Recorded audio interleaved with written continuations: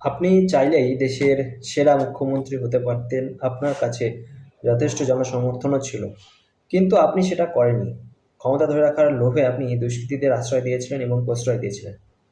আপনি চাইলেই অভয়ার বিচার হতো, প্রকৃত অপরাধী সাজা পেত। আপনি চাইলেই 26,000 শিক্ষক আজও তাদের স্কুলে শিক্ষকতা করত। আপনি চাইলেই পারতেন রাজ্যের যোগ্য শিক্ষিত বেকারদের চোখের জল মুছে দিতে। আপনি চাইলেই পারতেন পশ্চিমবঙ্গকে দেশের সর্বোচ্চ নারী সুরক্ষায় সুরক্ষিত করতে। কারণ আপনি ছিলেন একজন নারী মুখ্যমন্ত্রী।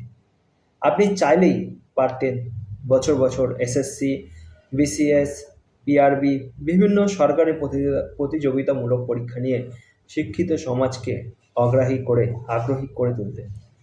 আপনি চাইলেই পারতেন যোগ্য ছেলেমেয়েটার হাতে চক আর ডাস্টার তুলে দিয়ে একটি মধ্যবিত্ত পরিবারকে অর্থনৈতিকভাবে স্বাবলম্বী করতে, শিক্ষিত বেকারের যন্ত্রণা লাঘব করতে। কিন্তু আপনি তো করেননি। এ রাজ্যের শিক্ষিতরা মার খায় আর কিছু পয়সা দেওয়া ঘুষখোর স্কুলে পড়াতে যায়। ছাত্রছাত্রীদের ফোন আনতে বারণ করার পরিবর্তে ফোন কেনার টাকা তুলে দিয়েছিলেন। ধর্ষিতার বিচারের পরিবর্তে তার রেট ঠিক করে দিয়েছিলেন। এই ব্যবস্থা আর কেউ নয়, আপনি নিজে তৈরি করেছিলেন।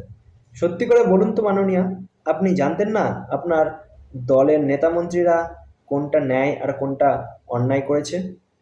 আসলে আপনি ভুলে গিয়েছিলেন যে আপনার সিংহাসনটা তো সাধারণ জনগণেরই দেওয়া।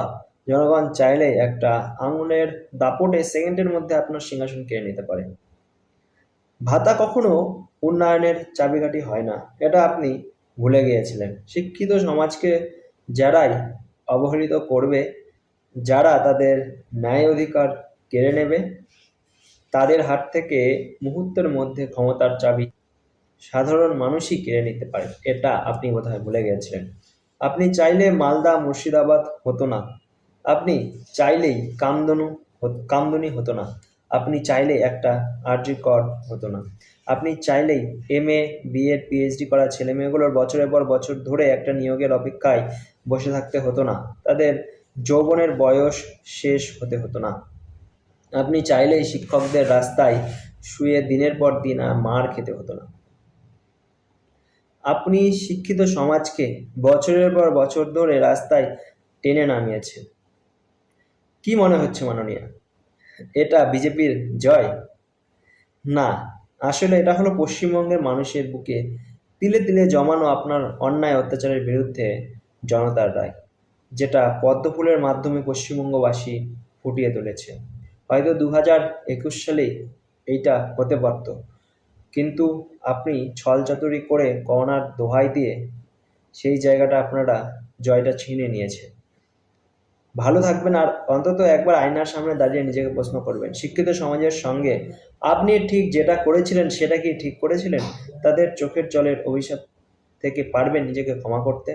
পারবেন শান্তিতে গভীর নিদ্রায় আর আচ্ছন্ন হতে? আফসোস হবে না? প্রশ্নগুলো রয়ে গেল। হয়তো জীবন আপনাকে আবার সুযোগ দেবে। হয়তো কোনোদিন চেষ্টা করবেন যদি ফিরে আসা সম্ভব হয়। এই জেনে বুঝে করা পাপের প্রায়শ্চিত্ত করতে।